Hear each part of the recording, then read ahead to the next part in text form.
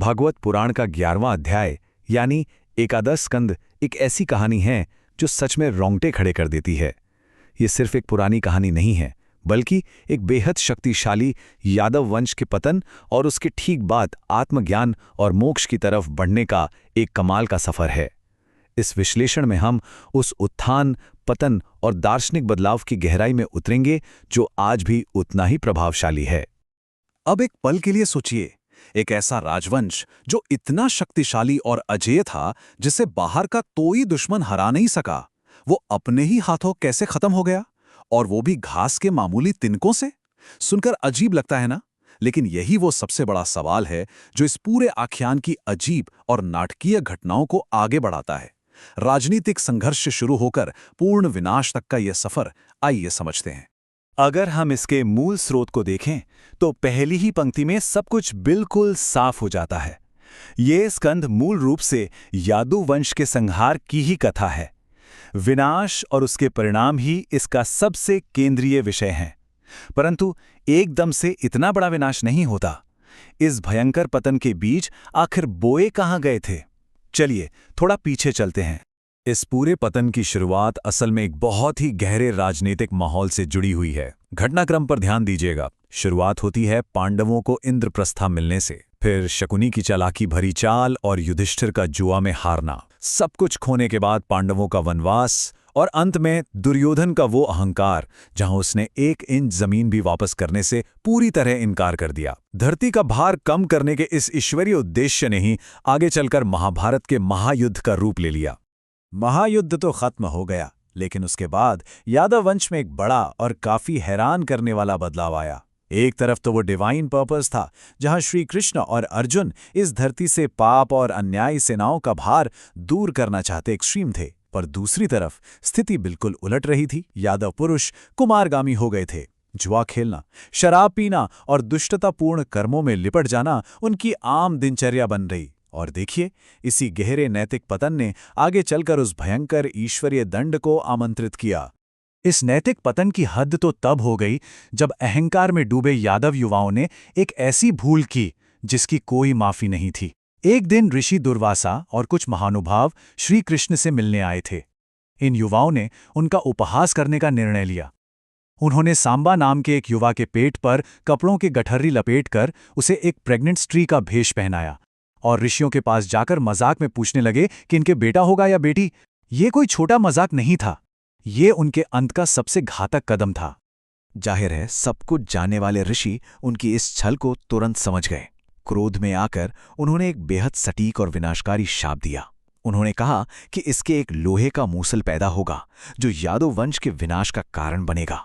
ये सिर्फ एक भविष्यवाणी नहीं थी दोस्तों, ये एक ट्रिगर था, एक ऐसी श्रृंखला की शुरुआत जो पूरे राजवंश का पतन तय करने वाली थी।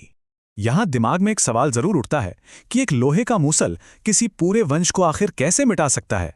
इसका सीक्वेंस बड़ा ही विचित्र था। शाप के मुताबिक सांबा से सचमुच एक लौ मूसल पैदा हुआ। घबराए हुए यादवों ने उसे रगड़वाकर उसके चूरे को नष्ट करने की पूरी कोशिश की और वो चूरा समुद्र में फेंक दिया। पर सबसे आश्चर्यजनक ट्विस्ट तब आया जब वो चूरा लहरों के साथ किनारे पर आया और वहां कुशा घास के रूप में उग गया। शाप को बदलने की पूरी कोशिश की गई, पर वो प्रकृति का हिस्सा बनकर उन्हीं की मौत का इंतजार कर रहा था। और यहीं से कथा अपने सबसे डार्क और भयंकर मोड़ पर आती है। एक दिन दुराचारी यादव समुद्र के किनारे बैठे थे। नशे में धूत होकर वे आपस में ही लड़ने झगड़ने लगे। क्रोध में आकर उन्होंने किनारे पर उगी उस कुशा घास को उखाड़ना शुरू किया। हैरात की बात देखिए, वो घास उनके हाथों में आते ही घातक हथियारों में बदल गई।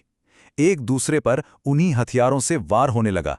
सोचकर देखिए, वही मामूली सी घास उसने पूरे वंश का सफाया कर दिया। इस भयानक घटनाक्रम का आखिरी नतीजा वही हुआ जो ऋषि ने कहा था, पूर्ण विनाश। यादववंश किसी बाहरी दुश्मन के हाथों नहीं, बल्कि अपनों के ही हाथों पूरी तरह नष्ट हो गया। उनकी इतनी विशाल और महान नगरी द्वारिका पूरी की पूरी समुद्र में डूब गई और अपना ईश्वरीय उद्देश्य पूरा होने के बाद भगवान भी अपने दिव्य धाम को लौट गए। जब नैतिकता पूरी तरह मर जाती है तो विनाश बिल्कुल तय होता है, ये इस कथा ने साबित कर दिया। लेकिन यहां पर एक बहुत ही गहरा सवाल खड़ा होता है, इतने भारी विनाश के बाद जो थोड़े लोग बच गए थे उनका क्या हुआ? इस पॉइंट पर आके कथा एक नया और शांत मोड़ लेती है। हिंसा और विनाश का शोर खत्म होता है और फोकस शिफ्ट हो जाता है बची हुई द्वारका की ओर। ये पूरा आख्यान अचानक से एक आत्मचिंतन और दार्शनिक शोध में बदल जाता है। सच कहूं तो विनाश के बाद का ये आत्मिक बदलाव ही इस पूरे टेक्स्ट का असली दिल है। अब ध्यान दीजिएगा कि इस नई दिशा में होता क्या है।